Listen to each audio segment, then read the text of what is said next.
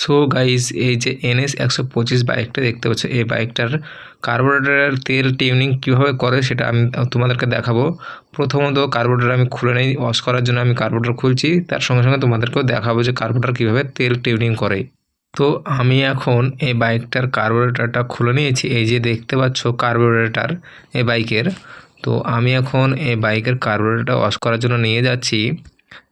আমি কার্বোরেটরটাকে প্রথমত ওয়াশ করব। ওয়াশ করার আগে তোমাদেরকে দেখিয়ে দেই যে কার্বোরেটরের তেল টিউনিং এর নাট বা স্ক্রু কোন জায়গায় থাকে।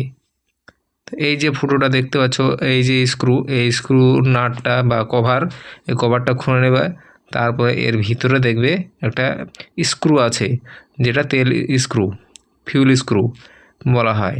ওই যে ভিতরে দেখতে পাচ্ছ পিতলের, গোল্ডেন কালার পিতলের স্ক্রু, সেটা কিন্তু তেল টিউনিংয়ের স্ক্রু। এটাকে টাইট বা লুজ দিবে, তাহলে বুঝতে পারবে যে তেল কীভাবে টিউনিং হচ্ছে। তো আমি এখন খুলে দেখালাম, এটা আমি ওয়াশ করার জন্য খুলেছি কার্বোরেটরটা। তোমরা কিন্তু এভাবে টিউনিং হবে না কোনো দিনই, তা তোমরা চেষ্টাও করবে না এভাবে। তোমরা বাইকে লাগিয়ে তেল টিউনিংটা করে নেবে, ঠিক আছে? তো সঙ্গে থাকো, দেখতে থাকো, আর ভিডিওটা অবশ্যই শেয়ার করে দিও।